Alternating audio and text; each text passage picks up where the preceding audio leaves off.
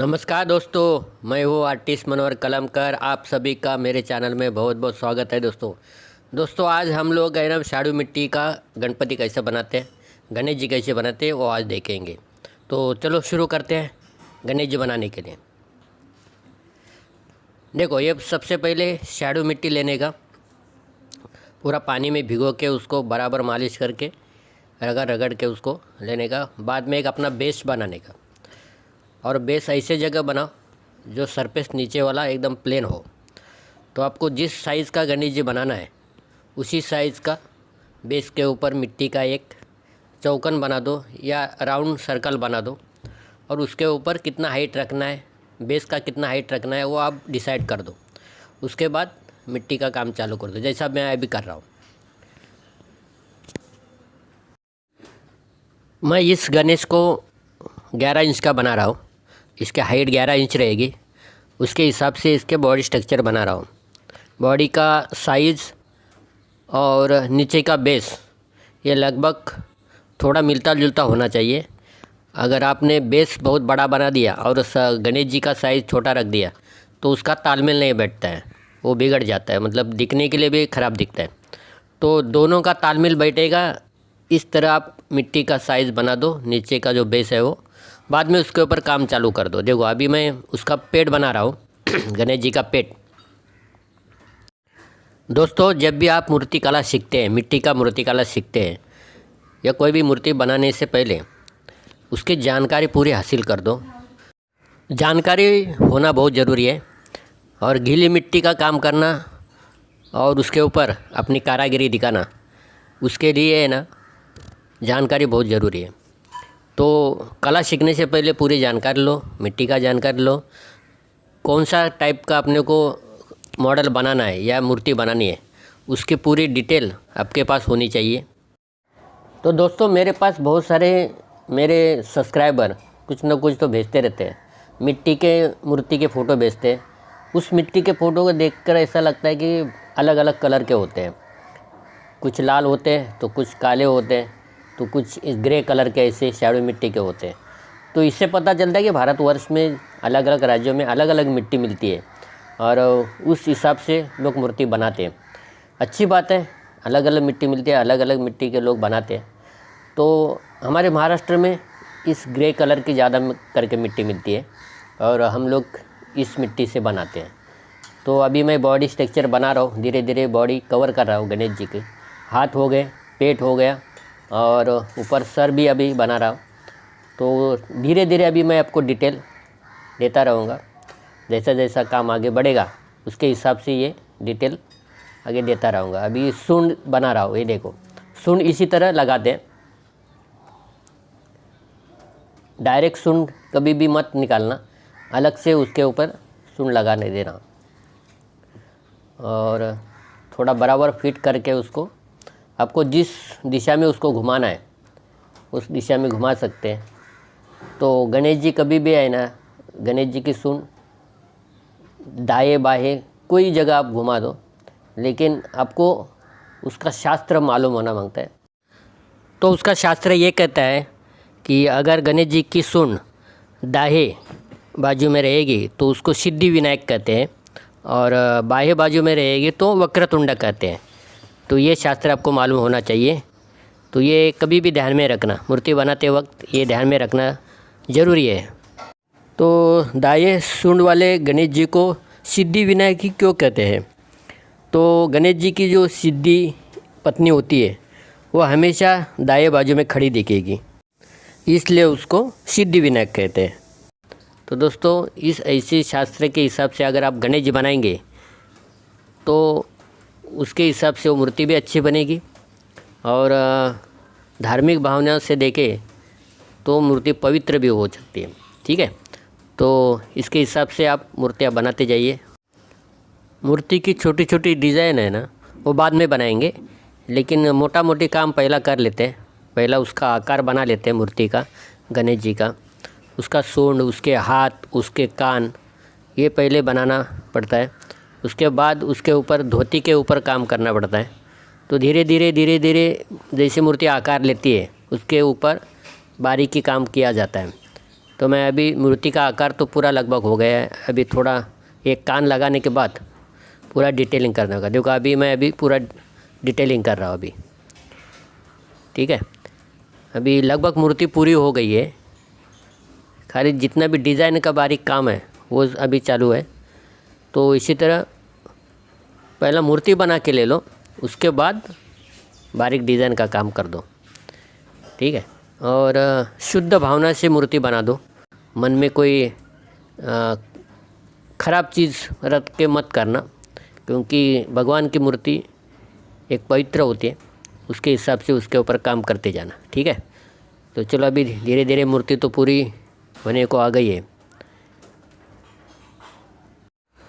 दोस्तों, कोई भी इंसान अगर सारी चीज़ें कर लेता है, जैसे कि मिट्टी का मूर्ति बनाना, उसके ऊपर मोल्ड बनाना, फाइबर का, रेजिन का, उसके बाद उसके ऊपर कास्टिंग करना, कास्टिंग होने के बाद पूरा फाइनल कर देना, उसको पॉलिशिंग कर देना, उसके बाद उसके ऊपर कलर करके वो पूरा मार्केट में बेच देना, ये सारी चीज़ें जो भी इंसान करता है, जो भी आर्टिस्ट करता है, उसको परफेक्ट आर्टिस्ट बोलते हैं। यानी शुरू से लास्ट तक, एंड तक उसको पूरी डिटेलिंग मालूम रहती है, पूरी जानकारी रहती है। इसके लिए वो एकदम सही आर्टिस्ट होता है और एकदम फाइनल काम करने वाला आर्टिस्ट एकदम परफेक्ट आर्टिस्ट होता है, ठीक है। तो सबको ये चीज़ें नहीं जमती है, किसी को कास्टिंग जमता है तो किसी को मोल्ड जमता है, और जिसको मोल्ड आता है वो कास्टिंग भी कर लेता है लेकिन कलर नहीं कर सकता है, और जो कलर करता है उसको मिट्टी का मूर्ति नहीं बनाना आता है। तो हर एक का अलग अलग अपनी कला होती है। हर कोई परफेक्ट इंसान तो नहीं होता है, परफेक्ट आर्टिस्ट नहीं होता है, और ये चीज़ें सबको एक जैसी नहीं जमती हैं। बहुत सारे लोग, बहुत ही कम ऐसे मिलेंगे जो परफेक्ट आर्टिस्ट होते हैं, मतलब शुरू से एंड तक सारी चीज़ें वो कर लेते हैं, लेकिन सबको नहीं जमता है। लेकिन जिसको जो भी आता है वो करते रहना चाहिए। अगर जिसको कास्टिंग ही आती है, बहुत अच्छी तरह कास्टिंग करता है, तो कास्टिंग करना चाहिए। और जिसको केवल मिट्टी का मूर्ति बनाना आता है लेकिन कलर नहीं करना आता है, मूर्ति तो बना लेता है लेकिन कलर करने को नहीं जमता है, तो मूर्ति बना लो, कोई बात नहीं, मूर्ति बनाते रहो। हाँ, और बहुत सारे लोग मिट्टी का मूर्ति जो बनाते हैं वो कलर भी करते हैं। ऐसा नहीं है कि मिट्टी से मूर्ति बना दिया और कलर के लिए दूसरे को दे दिया, ऐसा नहीं होता है। बहुत सारे आर्टिस्ट खुद मिट्टी बनाते हैं, मिट्टी का मूर्ति बनाते हैं और कलर भी करते हैं।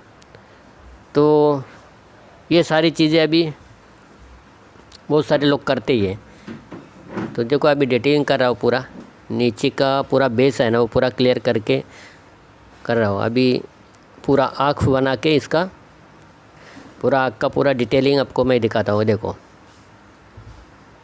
ये आँख का डिटेलिंग है, और सबसे मेन चीज़ होती है आँख। अगर किसी मूर्ति के आँख एकदम सही सटीक रहेंगे ना तो मूर्ति खूबसूरत दिखती है, ठीक है। तो उसके लिए ये जो छोटे छोटे लकड़ी के किट्स आते हैं उसमें सारे टूल्स होते हैं, लकड़ी के टूल्स होते हैं, और वो बहुत काम आते हैं, और वो होना भी चाहिए आपके पास। तो अभी मैं पूरा फिनिशिंग कर रहा हूँ, टूल्स के माध्यम से, हाथ के माध्यम से, उंगली के माध्यम से पूरा फिनिशिंग कर रहा हूँ, बारीक डिटेलिंग कर रहा हूँ उसके अंदर, और लगभग फाइनल कर दिया है। खाली नीचे का जो बेस है उसके ऊपर डिज़ाइन बनाना बाकी है। तो लगभग बारीक डिटेलिंग तो हो गया है, फिर भी किधर रहता है ना, थोड़ा थोड़ा काम रहता है, तो उसको पूरा करना पड़ता है। तो अभी पूरा कर रहा हूँ। ये जो लकड़ी के टूल्स है ना वो उसको अलग अलग शेप रहता है, कोई एकदम धारदार रहता है, नोक वाला रहता है, कोई चपटा रहता है। तो जैसा अपने को मांगता है उसके हिसाब से वो रहते हैं। मार्केट में तो बहुत मिलते हैं ऐसे, तो उसको आपके हिसाब से आपका जो काम में आएगा वही लेना चाहिए। जो काम में नहीं आता है वो फिजूल खर्चा करने की कोई ज़रूरत नहीं, जितनी ज़रूरत है उतनी ही करो, ठीक है।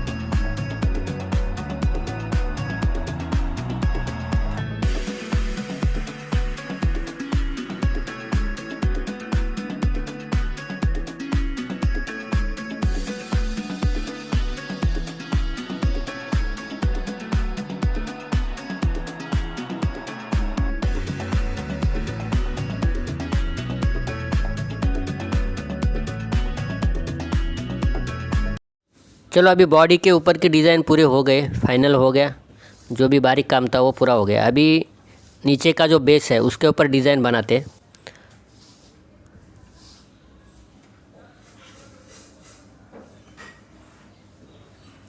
तो नीचे के बेस के ऊपर जो डिज़ाइन होता है वही सबसे मेन अट्रैक्टिव होता है, आपके मूर्ति को एकदम हाईलाइट कर देता है।